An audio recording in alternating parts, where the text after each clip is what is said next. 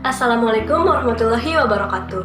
Perkenalkan, saya Rana Sahira Siti Rashelia, mahasiswa program studi Statistika Fakultas Matematika dan Ilmu Pengetahuan Alam, Universitas Padjadjaran Angkatan 2018. Pada video kali ini, saya akan menjelaskan mengenai sampling.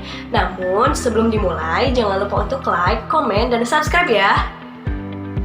Sebelum berbicara mengenai sampling, terlebih dahulu kita harus mengetahui apa itu populasi dan sampel. Menurut Profesor Dr. Suharsini Arikunto, populasi adalah keseluruhan objek penelitian, sedangkan sampel adalah bagian dari populasi yang akan diteliti. Nah, proses pengambilan sampel dari populasi ini disebut sampling. Makanya kita dapat simpulkan bahwa sampling adalah teknik pengambilan sampel yang jumlahnya telah ditentukan sebelumnya dengan memperhatikan sebaran populasi agar sampel yang diperoleh itu representatif. Lalu pertanyaannya sekarang, kenapa kita harus melakukan sampling? Sampling dilakukan pada populasi yang cukup besar untuk beberapa alasan. Di antaranya adalah menghemat biaya, mempersingkat waktu, menghemat tenaga kerja, dan yang paling penting adalah hasil dari sampling nyatanya lebih akurat. Loh, kenapa bisa demikian? Karena ketika kita melakukan sampling, maka kita hanya meneliti sebagian data dari populasi. Dan semakin kecil data yang kita teliti, maka akan semakin kecil pula kekeliruan yang kita alami ketika input data, pengolahan data, dan analisis data. Itulah mengapa hasil dari sampling lebih akurat, teman-teman. Setelah tadi kita membahas mengenai apa itu sampling dan apa alasan kita melakukannya, sekarang aku akan membahas mengenai bagaimana sih cara kita melakukan sampling. Teknik sampling dibagi menjadi dua, yakni probability sampling dan non-probability sampling. Bedanya, pada probability sampling, setiap anggota populasi diberikan peluang yang sama agar dapat terpilih. Sedangkan pada non-probability sampling, setiap anggota populasi tidak diberikan peluang yang sama agar dapat terpilih. Namun diberikan kriteria tertentu agar dapat terpilih menjadi sampel. Itulah mengapa non-probability sampling hanya dapat digunakan untuk mendeskripsi objek-objek yang diteliti dan tidak boleh digunakan untuk mengeneralisasi populasinya. Yang akan pertama kita bahas adalah probability sampling. Yang termasuk ke dalam probability sampling yang pertama adalah simple random sampling. Pada teknik ini, sampel diambil secara acak tanpa memperhatikan strata pada populasi. Contohnya, jika kita ingin meneliti mengenai rata-rata pendapatan warga Jatinangor, maka kita dapat secara acak mengambil sampel dari warga tersebut. Salah satu cara yang dapat dilakukan untuk mengambil sampelnya adalah pengundian.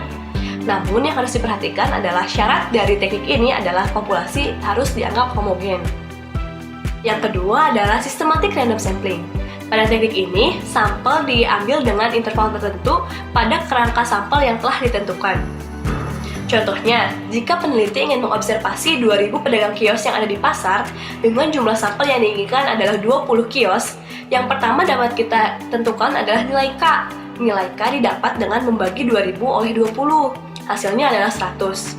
Setelah didapatkan nilai K, maka kita harus melihat tabel random untuk mencari angka yang nilainya lebih dari 1 dan kurang dari 100. Setelah itu, angka tersebut digunakan sebagai random start untuk mendapatkan 20 kios mana saja yang akan dijadikan sampel. Selanjutnya adalah stratified random sampling. Pada teknik ini, sampling dilakukan pada populasi heterogen yang sebelumnya telah dikelompokkan menjadi beberapa kelompok homogen. Lalu, sampel diambil secara acak dari kelompok-kelompok homogen tersebut. Contohnya, jika kita ingin meneliti mengenai rata-rata laba belanja masyarakat di sebuah kota, maka terlebih dahulu kita dapat mengelompokkan masyarakat kota tersebut ke dalam dua kelompok, yakni kelompok pria dan kelompok wanita, agar lebih homogen. Nah, nanti kita dapat mengambil sampel secara acak dari kedua kelompok tersebut. Yang terakhir adalah cluster random sampling. Teknik ini merupakan teknik pengambilan sampel di mana unit samplingnya adalah kumpulan atau kelompok elemen. Contohnya, jika kita meneliti mengenai program KB di sebuah provinsi dengan populasi pada provinsi tersebut adalah 12.000 rumah tangga yang terbagi ke dalam 20 kabupaten dengan masing-masing 600 rumah tangga. Sedangkan sebelumnya, kita telah menentukan jumlah sampel sebanyak 3.000 rumah tangga. Artinya, kita dapat mengambil sampel berupa 5 kabupaten dari provinsi tersebut. Jika kita tadi membahas mengenai probability sampling, sekarang kita akan membahas mengenai non-probability sampling. Yang pertama adalah convenience sampling. Di sini, sampel dipilih berdasarkan ketersediaan dan kemudahan untuk mendapatkan sampelnya.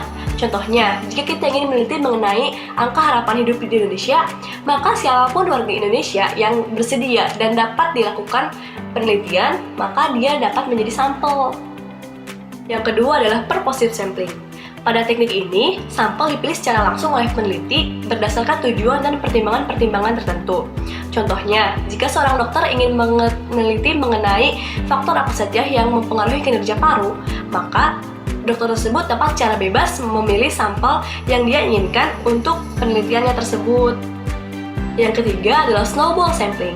Pada teknik ini, sampel diambil secara berantai. Contohnya, jika kita ingin meneliti mengenai pengaruh senam terhadap kebugaran tubuh, kita dapat terlebih dahulu menentukan 3 sampel berupa instruktur senam yang kita kenal. Kemudian, kita dapat menanyai kepada instruktur tersebut siapa saja yang dapat menjadi sampel berikutnya. Kemudian berikut seterusnya sampai sampel terkumpul sejumlah yang kita inginkan. Yang terakhir adalah kuota sampling. Pada teknik ini, sampel diambil berdasarkan jumlah tertentu yang diambil secara proporsional dari subpopulasi. Jika ingin diteliti mengenai kebiasaan menonton YouTube pada 800 masyarakat. Nah, kuota sampling dilakukan berdasarkan kriteria umur dan jenis kelamin, sedangkan jumlah sampling yang dikehendaki adalah 100 orang. Hal yang dapat dilakukan adalah dengan menghitung persentase dari masing-masing kriterianya, kemudian mengembalikan persentase tersebut ke dalam jumlah sampel yang kita inginkan.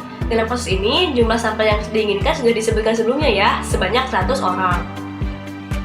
Sekian pemaparan dari saya mengenai materi sampling ini. Mohon maaf apabila masih banyak kesalahan. Semoga video ini dapat bermanfaat bagi kita semua. Jangan lupa like, comment, subscribe, dan share ya. Assalamualaikum warahmatullahi wabarakatuh.